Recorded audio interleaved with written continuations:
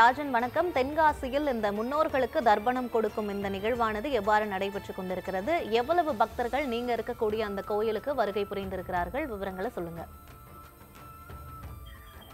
அதாவது யுவராணி, ஆவணி மாதம் பௌர்ணமிக்கு பிறகு வரும் பிரதம மாதை நாள் தொடங்கி அடுத்த வரும் 15 நாட்களாக மகாலய பட்சம் என அழைக்கப்படுகிறது.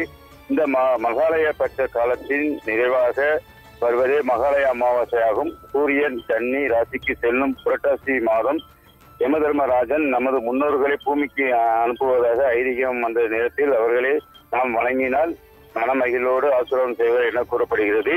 இந்த 15 நாட்களில் முன்னோர்கள் பித்ரு உலகத்தில் இருந்து தங்கள் குடும்பத்தினரை காண பூமிக்கு வருவதாக சொல்வதுண்டு.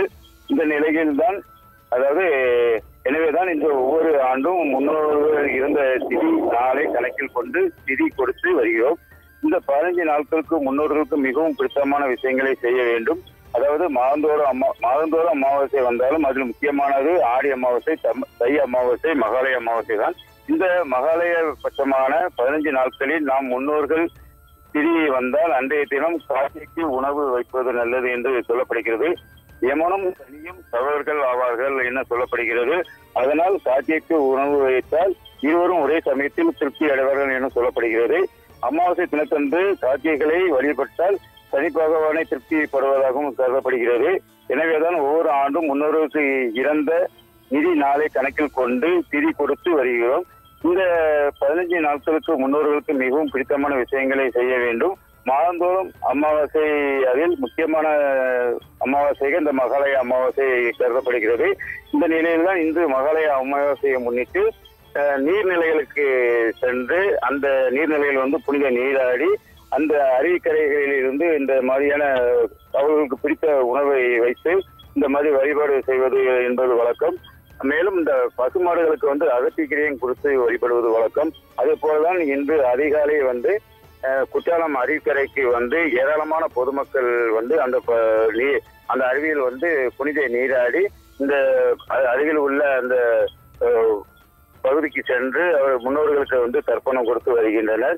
மேலும் மகாலய அமாவாசை இந்த வருடம் ஞாயிற்றுக்கிழமை என்பதால் வெளி ஊர்களிலிருந்து அதிகப்படியான இந்த முன்னோர்களுக்கு தர்ப்பணம் கொடுப்பதற்கு வந்திருக்கின்றனர். அதாவது தாங்களுடன் வாழ்ந்து மறைந்த தாய், தந்தை, பாட்டி, தாத்தா உள்ளிட்ட சகோதரர்கள் அனைவருக்குமே இந்த நாளை அவர்கள் நினைவு கூறும் விதமாகத்தான் இந்த மாதிரியான நீர்நிலைகளுக்கு சென்று அவர்களுக்கு பிடித்த உணவுகளை வைத்து திதி கொடுப்பது வழக்கம். இந்த நிலையில்தான் இன்று அதிகாலை முதலே அந்த மெயினேரி பகுதியிலும் மற்றும் பழைய குற்றாலம் ஐந்தேரி பகுதியிலுமே இந்த பொதுமக்கள் தங்களுக்கு வாழ்ந்து மறைந்த முன்னோர்களுக்கு தர்ப்பணம் கொடுத்து வருகின்றனர்.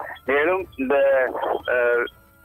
மகாலய அமாவாசை சிறப்பு இந்த மாதிரியான யமலோகத்திலிருந்து அவர்கள் நம்மளை பார்க்க வருவதாக கருதப்படுவதால் இந்த மகாலய அமாவாசை சிறப்பாக அமாவாசை என்று கருதப்படுகிறது.